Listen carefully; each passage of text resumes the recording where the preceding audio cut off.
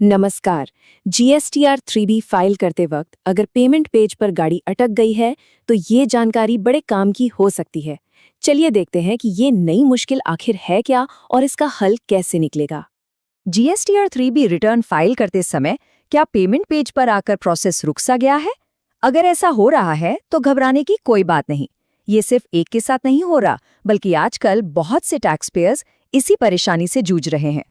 तो हुआ ये है कि ये जो दिक्कत है ये फरवरी 2024 के टैक्स पीरियड से ही शुरू हुई है।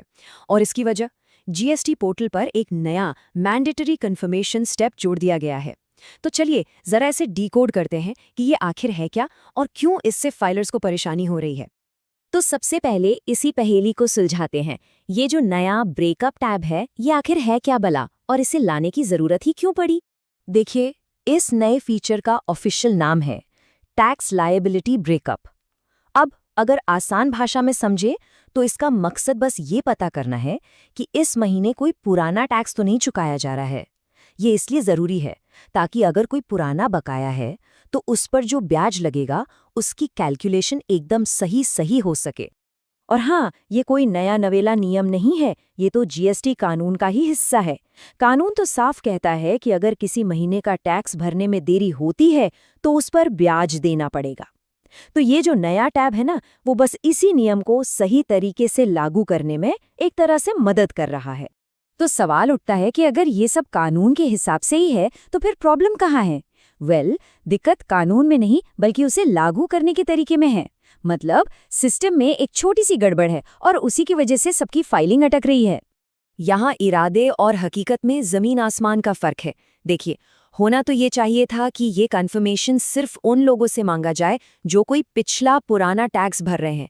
लेकिन असल में हो क्या रहा है, सिस्टम हर किसी से, मतलब हर एक फाइलर से ये कन्फर्मेशन मांग रहा है, भले ही उनका कोई पुराना बकाया हो या न हो।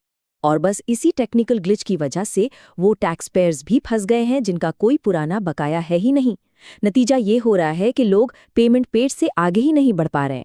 और जब रिटर्न अधूरा रह जाता है तो जाहिर है लेट फीस का खतरा भी सिर पर मंडराने लगता है।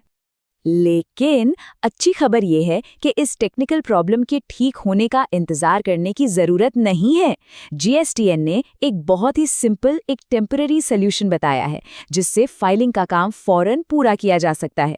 और इसका सॉल्यूशन, मतलब जो जुगाड़ है, वो बहुत ही आसान है। बस 3 स्टेप्स हैं। पहला, पेमेंट पेज पर टैक्स लायबिलिटी ब्रेकअप टैब पर क्लिक करना है। दूसरा, अंदर जाकर कुछ भी नहीं बदलना है, बस सीधे सेव बटन दबा देना है। और तीसरा, बस हो गया काम। इसके बाद जैसे नॉर्मली ईवीसी या डीएससी का इस्तेमाल करके रिटर्न फाइल करते हैं वैसे ही आगे बढ़ सकते हैं। हाँ, एक बात ध्यान में रखने वाली है, ये जो तरीका है ये सिर्फ एक टेम्पररी फिक्स है। जब तक पोर्टल पर ये गड़बड़ी पूरी तरह से ठीक नहीं हो जाती तब तक हर टैक्स पेयर को यही प्रोसेस फॉलो करना होगा। तो अब आते हैं सबसे बड़े सवाल पर, इस प्रॉब्लम का परमानेंट सॉल्यूशन कब तक आएगा? चलिए देखते हैं कि अथॉरिटीज इस बारे में क्या कह रही हैं। जीएसटीएन ने, मतलब goods and services tax network ने ऑफिशियली ये मान लिया है कि हाँ, उन्हें इस प्रॉब्लम के बारे में पता है और वो इसे ठीक करने में लगे हुए हैं। तो ये एक राहत की बात है। उम्मीद कर सकते हैं कि जल्द ही इसका कोई पक्का इलाज भी आ जाएगा। तो चलिए फटाफट से सारी बातें एक बार रिकैप कर लेते हैं। जीएसटीआर 3B में एक नया कंफर्मेशन स्टेप आया है।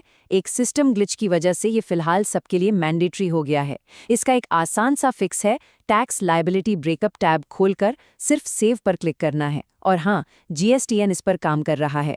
उम्मीद है इस जानकारी के बाद रिटर्न फाइलिंग की प्रोसेस थोड़ी आसान हो जाएगी। वैसे ये पूरा मामला ये सोचने पर भी मजबूर करता है कि भविष्य में ऐसे टेक्निकल बदलावों को और बेहतर तरीके से कैसे लागू किया जा सकता है ताकि टैक्स पेयर्स को बेवजह परेशानी ना हो।